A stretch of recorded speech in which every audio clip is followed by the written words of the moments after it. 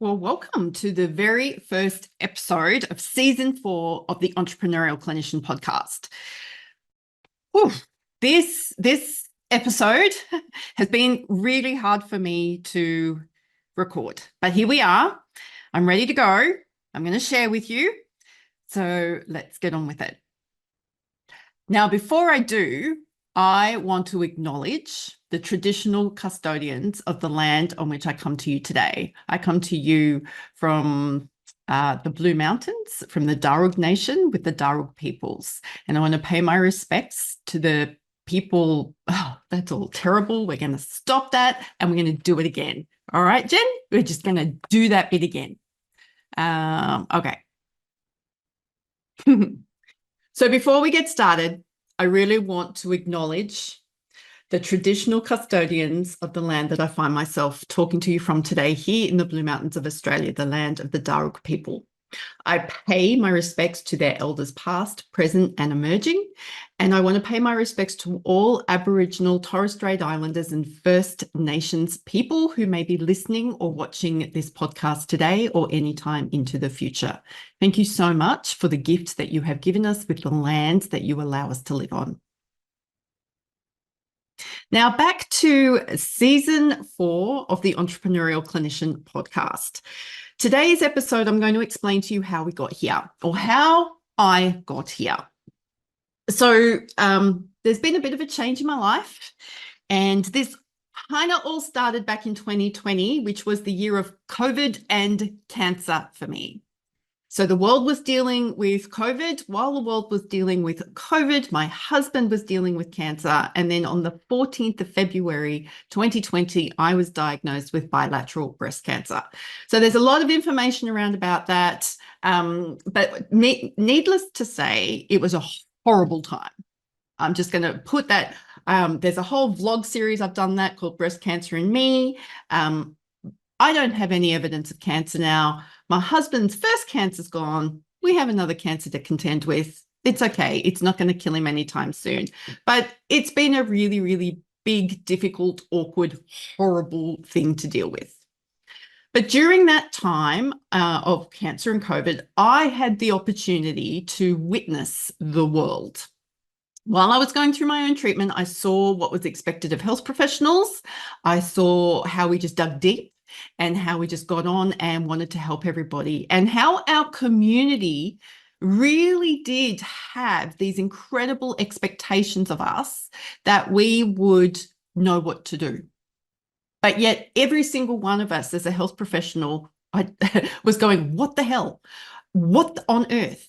We were trying to serve clients wearing masks in periods of lockdown, while trying to figure out how we don't get killed ourselves, why our children, how do we keep our family and our children safe? And I watched you all do that. And I watched the world open up to that. And this podcast season is all about burnout and burnout recovery and my sabbatical. And I've got some incredible people who have shared, wow, have they shared the most personally vulnerable stories, all in an effort to help us progress this conversation around burnout, because what we've been doing isn't working.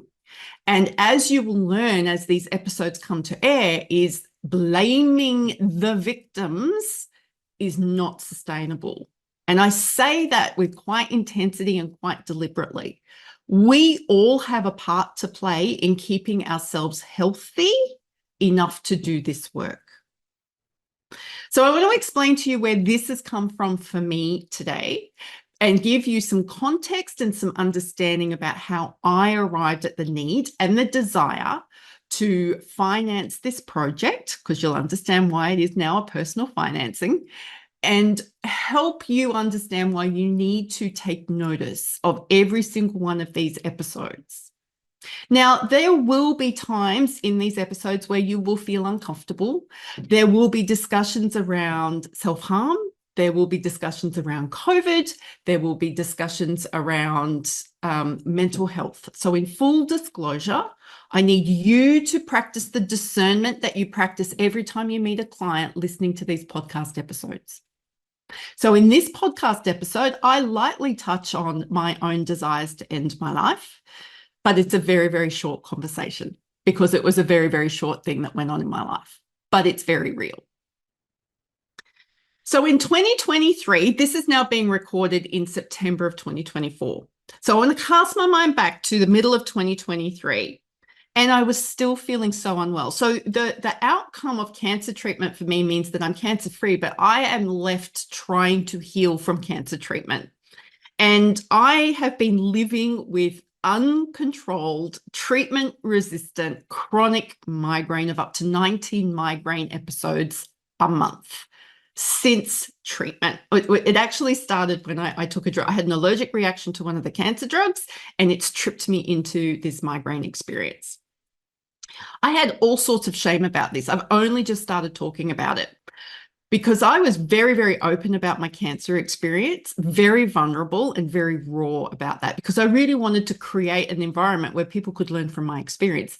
I had learned so much about cancer and how to get well after cancer from listening to women who had gone before me. I wanted to contribute to that conversation. If you haven't noticed already, contribution is a huge value of mine. So I had all this shame tied up in I should be better. Nobody wants to hear about this anymore. People aren't going to want to know you if they know that there's another sickness or thing that you're dealing with. And it's become very clear that I can't live the life of integrity that's important to me if I don't actually share this. So I got to September of 2023 and I had been running at the Future Proofing Health Professional Symposium. Very, very awesome symposium. It went for 10 days straight. And I turned up every day, even on the days I didn't have to, but I turned up. I wanted to make sure that it went really well. And it's an outstanding event. We're not doing it this year because you'll learn why in a minute. But I hope, my plan and my hope is to be well enough to be able to have that come again, because that is just a fantastic learning resource. So I got to day 10 and I had an extremely awful migraine. No shit, Sherlock, really. And I was doing the closeout. And I had prepared this incredible presentation, which I'm actually going to share in our next episode here on the podcast. And I got to slide 35. Slide 35, and then I was in complete shock because I realized that in that moment, I was lacking in integrity. I had this moment. So what is integrity? Because it's one of those words that we hear a lot, right? And if you're like me, you hear it in corporate statements and you go, this organization is anything but what integrity stands for. So my definition is integrity is the state of being whole and undivided. The way I behave as a person of integrity is what I say matches what I do. So you can imagine me presenting at this symposium online internationally where people had paid to come, and me having this moment where I recognized that my integrity had been compromised. It was very noticeable. And I thank my dear colleague, Dr. B. Lim, who has recently let me know that she could tell that something had just happened. I rushed through the end of the presentation. I wasn't fully engaged because I had had this almost visceral reaction going, oh my goodness, I am living in a way that I am asking people not to live anymore. And it was at that moment that I knew I needed to stop working. Now, I've actually been the person who hasn't been great with integrity before 2023. Back in 2007, I had a very public, very uncomfortable, thinking it would never, ever go away, fall from grace, if you so to speak. We don't need to go into those details today, but it was painful, it was public, and it has taken me a long time to recover from that humiliation. But during that initial recovery from that incident that occurred back in 2007, I wanted to recreate myself. My post-traumatic growth was going to become and learn how to become a person of integrity, because that matters to me. Because what the issues that I saw, the hurt that I was a part of, the difficulties that it created for me, my son, and my family. I didn't want to ever put anyone through that again. And it's my commitment to my own integrity is a reason why many of you stick around, because I call it black and white, even though we live in shades of gray. You will see me do the things that I ask people to do or I suggest people to do. It is a deeply rooted part of me, and I never want it to go away. So let's go back to September 23, when I had been having this incredible symposium. The way it was put together, the contributors were amazing. Cafe conversations were incredible. Shout out to Lisa Duez and Cindy Doyle again for their assistance with that. It just showed me that there is a new way to do online learning, and I had cracked the code on that. That was cool. Seeing lots more people doing these online symposiums now. And I got to this point in this presentation that I was delivering, and I hadn't quite finished, and I actually went, oh my word, the only thing I need to focus on right now is getting healthy. It was like a bolt of lightning. If I have a Christian faith, for those of you who don't know, it really did feel like it was an unction from the Holy Spirit. I'm just like, whoa. So frequent, episodic, debilitating migraine means that I become unreliable. And I didn't want people to be connected to me out of a need to be sympathetic or have some strange loyalty to me. But when you are unreliable and inconsistent, it's not a great way to run a business. I was having to face the fact that I may not be able to meet my financial obligations because I had taken myself out of all clinical coaching, basically anything that I could do to generate money in the business. All of my available energy was going to serve the people in my work. My husband, my son, my family, and my friends were getting my leftovers. So all my available energy was going into my work, and everyone that I said mattered the most was getting my leftovers. So September, October 2023, my neurologist was concerned. She had been asking me to stop work all year, and she started investigating other more serious health, other serious health conditions, because I'm not going to minimize the experience of migraine at all. I don't like the sound of these other conditions, and I didn't like what they would mean for me if they actually ended up being true. Now, they haven't. Hurrah. So we're not going to go into that now.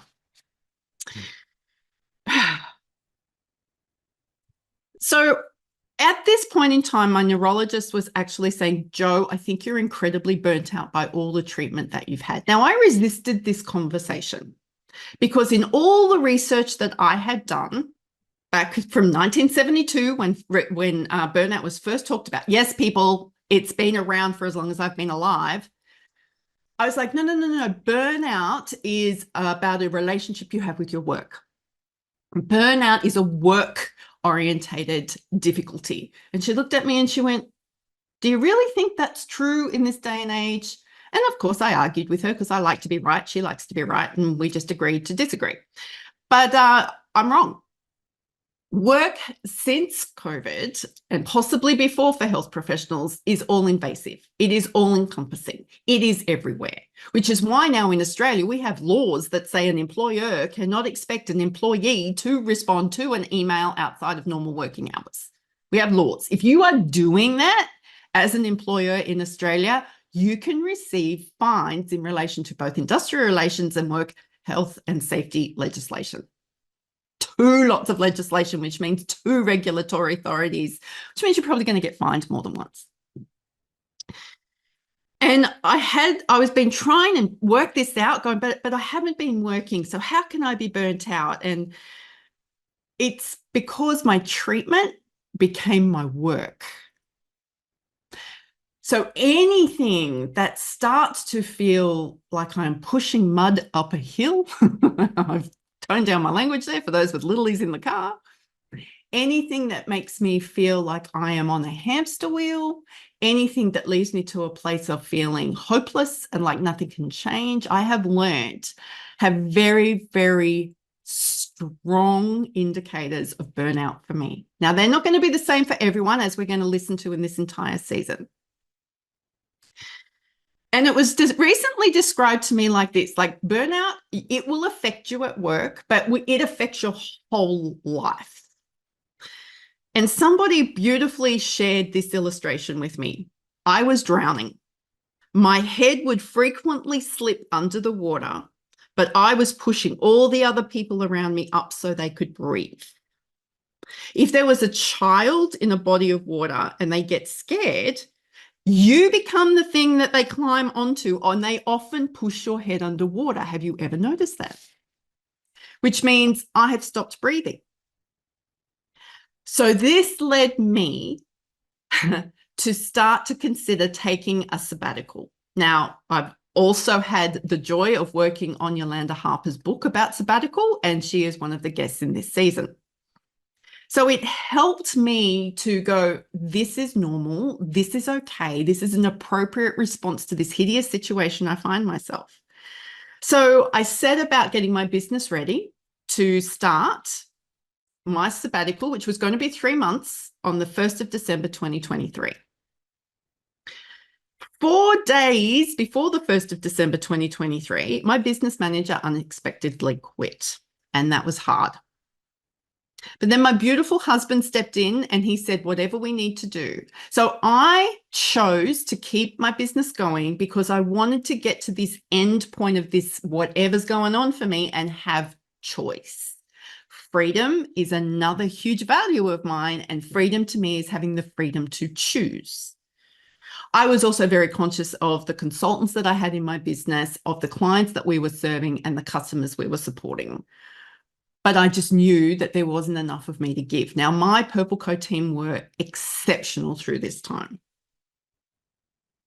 But they all helped me to take this 3 months off, kind of off, because there were always questions I needed to answer. But I wasn't in the thick of things every day in and day out. And that started in December. December, I felt amazing. I knew I would. It's like going on vacation. But by February, I was terribly depressed. Side note, this is why work is so important for us in recovery, because it helps us with structure, it helps us get out of bed, and it helps us with a sense of meaning and purpose. But I do think people like myself, rehabilitation consultants, we have become too preachy about work being good for our health, and work stopped being good for my health. But not work, the way I was relating to work.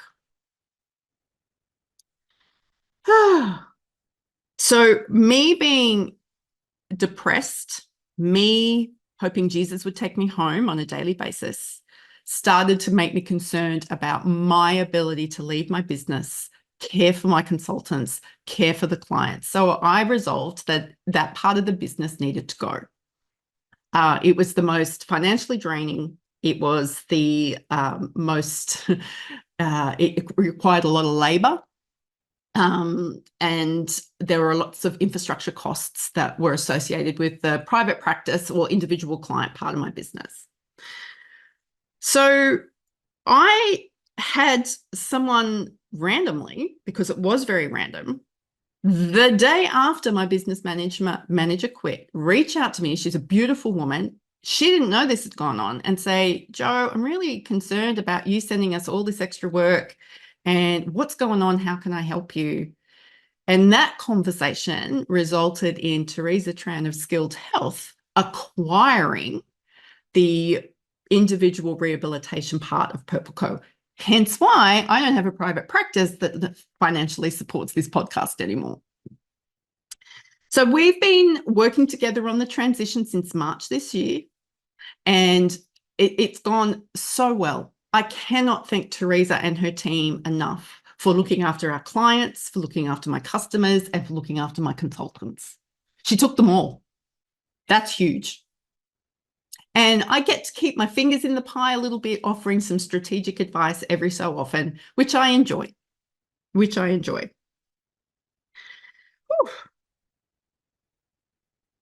So here we are now in September, And I've been doing these podcast episodes for season 4 now for some months, and the guests are patiently waiting for their episodes to go to air.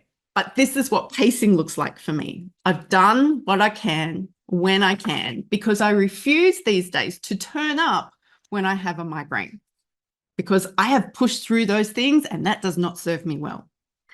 It also doesn't allow me to practice integrity. If I am that unwell, I should not be doing the things.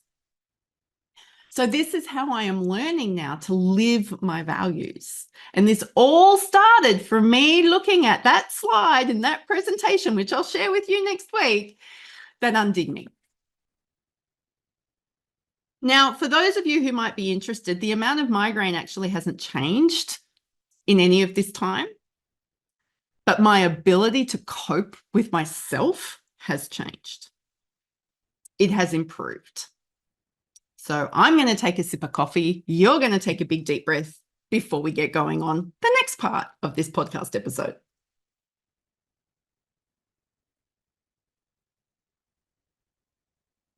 So this season is turning out to be quite different to what I expected. These guests and conversations are very real, very honest, and very open. And I have resisted churning out season 4 as I record, which is what I've done in the past, because much of what you are going to hear is going to make you think. You're going to be affirmed. It's going to help you understand that what you're experiencing is normal. Your heart is going to break. You will be triggered, but you will be inspired to figure out how we collectively keep ourselves fit for the future of health. Because the work we have been doing as health professionals has been harming us, has the potential to harm us. And my commitment is, let's figure out a way that you can do this work that nurtures and nourishes you. That doesn't mean getting rid of all the things we don't want to do, because that's impossible. But where there are ways that we can actually rebuild relationship with our work that serves us, doesn't harm us. So if we are going to provide the kind of care that people who need us actually need, then we've got to change the conversation we are having about burnout and self-care. And this is exactly what season 4 will bring you. So if you're not already there, please come and join me over in the Future Proofing Health Professionals Facebook group. It's a free group, because that is where the conversations about this podcast are going to happen. Or if you, like most people on Facebook, you don't want to contribute, you're going to be able to watch and learn. But I do ask that you contribute, because I actually enjoy the interactions. So now that I don't have 3/4 of my business available to fund this podcast, you are most welcome to become a podcast sponsor. You can do that as simply as just buying me a coffee, and we'll put the links for you to learn about podcast sponsorship or buy me a coffee in the show notes here. All of the information is available online. So, dear listener, as I bring this episode to a close, I am curious to know from you, what do you think needs to change to enable health professionals to do their work in a way that does not harm them? Looking forward to progressing that conversation over in the Future Proofing Health Professionals Facebook group. So that's episode 1 done. Looking forward to you tuning into the next episode, where I'm actually going to take you through the Fit for Purpose, the Fit for the Future presentation that undid me back in the 2023 symposium. So until I see you on the podcast or on YouTube or somewhere else, go be your flawsome self.